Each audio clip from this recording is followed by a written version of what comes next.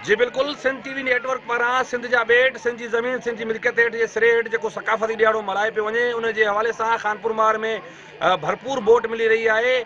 हिन वक़्तु जेको असीं मौजूदु आहियूं ख़ानपुर मार वेझो ॻोठ सोबदार जिस्काणी में ब्राइट फ्यूचर स्कूल सिस्टम सोबदार जिस्काणी में जेका सकाफ़ती रंगारंग तकरीब रखी वई आहे, जंहिंमें जेके स्कूल जे शागिर्दनि पारां टेबलोस पेश कया विया आहिनि, जंहिंमें सिंध जी सकाफ़त खे उजागर कयो वियो आहे। जॾहिं त तकरीरूं कयूं वियूं आहिनि ॿारनि तरफ़ां ऐं मुख़्तलिफ़ इलाइक़े जे माण्हुनि हिन तकरीब में शिरकत कई आहे।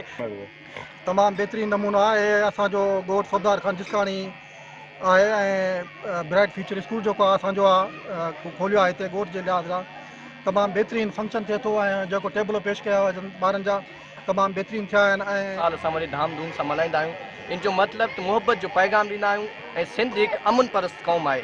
असां सिर्फ़ु सिंधियुनि सां ई न बल्कि उर्दू स्पीकिंग हुजे, पश्तो स्पीकिंग हुजे, पंजाबी स्पीकिंग, सभु असांजा भाइर आहिनि। इहो हिन ॾींहं ते ईअं सम्झो इहो ॾींहुं असां ईद वांगुरु मल्हाईंदा आहियूं। हिन ॾींहं ते असां रैलियूं बि कढंदा आहियूं। सकाफ़त उहा आहे असांजे स्कूलनि में, ॿियनि स्कूलनि में मल्हाई वञे थी। सिंध असांजो ख़ुशी ॾींहुं ईद खां बि वधीक ख़ुशी जो ॾींहुं आहे। अहिड़े तक़रीबन वसीले असां पंहिंजे सिंधी सकाफ़त खे दुनिया लेवल ते मुतारिफ़ करे सघूं था। हुननि इहो अज़म वजायो त सुभाणे 6 दिसंबर ते जेको सकाफ़ती प्रोग्राम मल्हाए पियो वञे, हू 6 दिसंबर ते सिंध टीवी नेटवर्क सां गॾिजी सकाफ़त जो ॾियारो भरपूर नमूने सां मल्हाईंदा।